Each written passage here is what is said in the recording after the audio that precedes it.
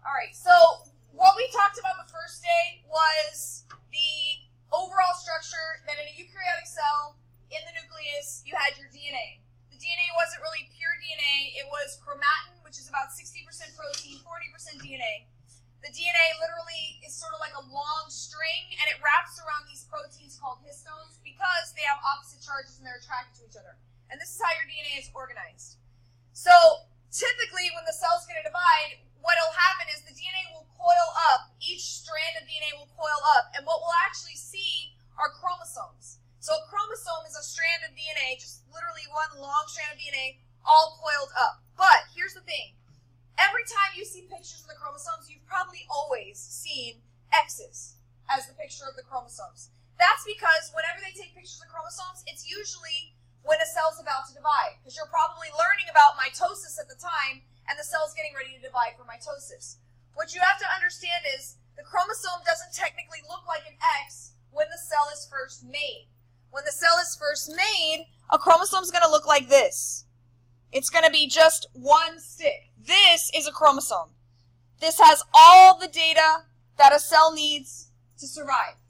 But if it's a cell that's going to divide, like most of your cells do, your skin cells, for example, your blood cells, then there's a time in the cell cycle, in the life of the cell, where the chromosome makes an extra copy of its information. And now, this whole thing is still one chromosome, but it now consists of two sides, and those are the chromatids. In fact, sometimes they're called sister chromatids because they're connected to each other. If you see one of these sticks by itself, that is not a chromatid. In other words, this is a whole chromosome. If you see two sides, this is still one chromosome. What will happen is, during mitosis, which we'll be talking about next week, this cell is going to divide. These two sides will split into, and each cell that's made will now get a copy of the information. These will be completely identical cells because, remember, the chromosome at this point had made an identical copy of its information. These are not called chromatids. What happens is, think of it this way, like when you are pregnant and you're going to give birth, they'll call the baby a fetus. Oh, you know, the fetus is 37 weeks old, blah, blah, blah. As soon as it comes out, they don't go, ooh, it's a boy fetus. They call it a baby. It's not a fetus anymore. So these are two chromatids on one chromosome as long as they're connected. As soon as they break in half, just like a fetus becomes a baby, these chromatids are now considered chromosomes of their own. And they will never ever stay in the same cell. This splitting will only happen when the cell is dividing, and now each new cell will receive a copy. So even though you're typically going to see chromosomes as X's, and that middle part connecting the two sides is the centromere here, keep in mind that if you see chromosomes as sticks, it's still a chromosome. It's just an earlier time in the life of that cell. And if you were to see a picture, for example, of a brain cell, you would see 46 chromosomes, because that's how many we have in every cell, and they would be 46 sticks like this one on the left. But if you were going to look at a skin cell that's getting ready to divide, you'd see 46 X's like the picture on the right. So that's kind of an important concept. Some of my classes got this right away. Some of my classes struggled with this because the next slide is going to talk about something else that's kind of related to this. So this right here, that's just a picture of a chromosome. This is what I just said. So your cell started like this, or the chromosome started like this. Usually you have a pair of them. Each chromosome, let's say this organism has only 2 chromosomes in its cell. So this would be the 2 chromosomes. This would be the 2 chromosomes again. Now the cell's getting ready to divide. And now when it splits, each one of those individual chromosomes would split in half, and a copy of each would go to the new cell. And these 2 cells would be exactly identical to the original. And that's what this is explaining. And that once they're separated, again, the chromatids are now chromosomes on their own. So that is the difference between the stick and the X when you're looking at chromosomes. As long as they're connected, that counts as one chromosome. Don't double anything. Don't look at this and go, oh, that's 4. No, it's still just 2 chromosomes. Don't double anything. Okay. I believe I also have a picture of it here. So again, this is a pair of matching chromosomes. And now this is after they've made a copy, so they're maybe going to get ready to divide. And one more. Here's the chromosome in the cell getting ready to divide, and now the two new cells, and they each have a copy. So hopefully that makes it super, super clear. Because now we're going to talk about the difference between a cell that is diploid and haploid. And that has absolutely nothing to do with sticks versus X's. This has to do with whole chromosomes. So it's really important that you're familiar with this word, somatic. Somatic cells are body cells, and you're probably never going to see on a test body cells. You're going to see somatic. That is the word they're going to expect you to be familiar with. All of your somatic cells have 2 copies of every chromosome, and that is called our diploid number. And that diploid number, by the way, is the same for everybody in the species, unless they have some kind of a disorder. So for humans, that diploid number, sometimes represented as 2, the number 2 with the letter N. For us, it's 46. Every normal human being should have 46 chromosomes. Why do we have 2 copies of each one? Where did we get them? Exactly, our parents. The sperm and the egg have 1 copy of every chromosome. They get together, and now your body cells have 2 copies. And that's going to lead us into genetics. That's the whole idea of dominant and recessive. You know, my husband has blue eyes, I have brown eyes. My children have brown eyes.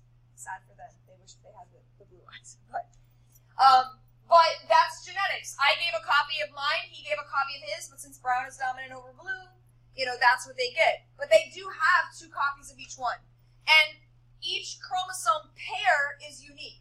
So, for example, we might find that, let's just say, cystic fibrosis is carried on chromosome 6. Every person in this room has 2 copies of chromosome 6. So we could go in and get genetic tests done and see if you carry that gene, or the breast cancer gene, or the sickle cell anemia gene, or color blindness gene. Everybody can be genetically tested because we know exactly what chromosome number of the 23 different chromosomes you have. We know which chromosomes carry a lot of different disorders. Unfortunately, even though we can test for a lot of disorders, there's nothing we can do about it if we find out you carry it. Like breast cancer gene. If you carry the gene, what can you do? You could have a mastectomy, but there's nothing necessarily you can do to prevent what might happen. Gametes. So gametes are your sex cells. That's the sperm and the egg. So the sperm and the egg, and that word you should know too, because you may not see sperm. You may see gamete. They only have 1 copy of each chromosome. The way that's going to happen is going to be meiosis, which is what the second part of this chapter will be about. So the way that these are going to be made, you don't have to write it, but just will be by meiosis, which is basically gonna randomly choose 1 out of each pair. And you'll notice that that it's represented by the letter N, because N is sort of like your base chromosome number. 2N is when there's 2 copies of N. So there's 23 different chromosomes. When there's 2 copies of each one, we end up with 46.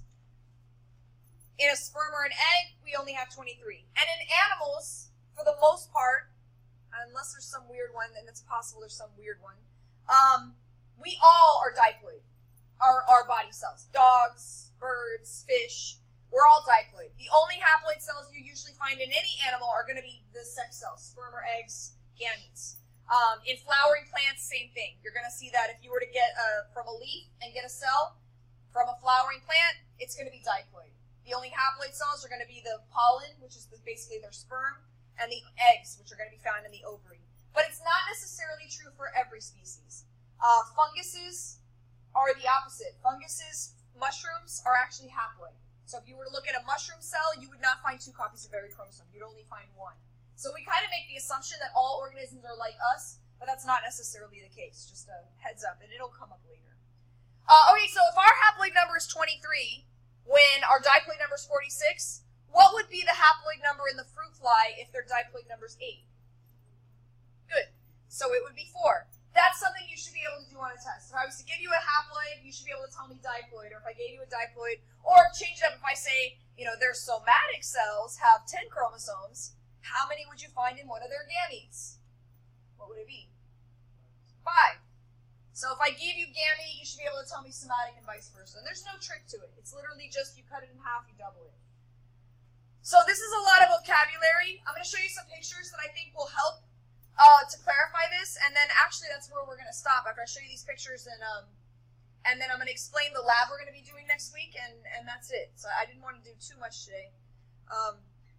So this is what's called, and I know this is something if you're doing the outline, this is called a karyotype. A karyotype is a picture, literally a picture of the chromosomes. Usually it's a diploid picture. They're showing this particular one to show you the difference between diploid and haploid, but typically when you see a karyotype, and in the lab you're going to do with karyotypes, you'll be looking at diploid cells. Usually they do karyotypes. The most common time you see it done is like when on a pregnant woman who's got like a high-risk pregnancy. Maybe some tests have come back abnormal or whatever, and they'll take a amniotic fluid sample and they'll do a karyotype. Can you see if the baby's going to have blue eyes from this karyotype? No. Can you see if they're going to have cystic fibrosis? No. Can you see if they're going to have Down syndrome? Yes. Because what you can see from a karyotype is any disease that's associated with either extra chromosomes or missing chromosomes. Or even, and we won't deal with it in this section, but in another chapter, extra or missing pieces of chromosomes. There are actually some diseases that are like a deletion on chromosome 5, where you're literally missing like a section of it. So anything that has to do with missing or extra chromosomes, you'd be able to see. A Down syndrome karyotype would look just like this, with an extra 21 here. And this is what we're gonna be doing in the lab. You're gonna make one with magnets. You have little magnetic chromosomes, and you're gonna match them up and figure out, diagnose what the problem is. But they match up by their size and by the bands and a couple of things. But again, like I said, we know certain diseases are carried on certain chromosomes. So you could test a baby for cystic fibrosis or sickle cell anemia or Huntington's disease, or you could do that. It's just you wouldn't be able to see it in the karyotype. You'd have to actually, extract, after you've got the chromosomes, extract, let's say, chromosome 10, and then do a DNA analysis of that chromosome to then see the DNA. So you'd have to go a little deeper. In fact, I think there's some cases where they can even use probes. So they can put a probe on here that if a particular gene exists, then when they make the karyotype, it'll light up. And then you would be able to see if a particular code was there. They are carrying the gene for that because that chromosome lights up or whatever. So a haploid cell, that's the difference. 2 copies of every chromosome, 2 copies of number 1, number 2. Oh, and the sex chromosomes, by the way, go last. So anybody know what XY is? I hear a lot of mumbling, but if you said male, you're right. XY is a male, so this would be a male. It's technically the little one doesn't look like a Y, it's just a big chromosome and a smaller one. From a karyotype, that is something I can show you on a test. I could give you one of these and I could say, is this a male or a female? And what you would look at is the last pair. If the last pair is 2 that are exactly the same size, then it's a female. If it's a big one and a little one, it's a male. And usually it'll say XX or XY here, or it'll just say sex chromosomes or something. It'll tell you which pair to look at, but they do go last. So this haploid cell could be a sperm from this male. So here's a question. This sperm is carrying an X. What will be the sex of the baby if this sperm fertilizes an egg? I hear mumbling again. I heard a couple people in my last class said you wouldn't be able to tell, but that's not true. You would. Any guesses? Well, if a female is XX, and I'm going to give 1 copy of this when I make an egg, I can only give an X, right? So if he gives another X, what will the baby be? Female. If he gives a Y, then the baby will be male. So it's actually the father that would determine the sex of the baby, because the female, she can only give an X. All right? And that's basically where we're going to stop today. So let me just give you an overview of the lab. I do have a couple more pictures of karyotypes. I think these are all normal ones. This one's just done with a fluorescent stain. Is this a male or female? This is male, XY. And I think I have one more here. Oh, but this one, yeah, it's another male, because there's the XY this time. So there's a couple of different pictures. And that is where we're going to stop. So I don't have any pictures of females, but there are some in the lab activity, so you will see it.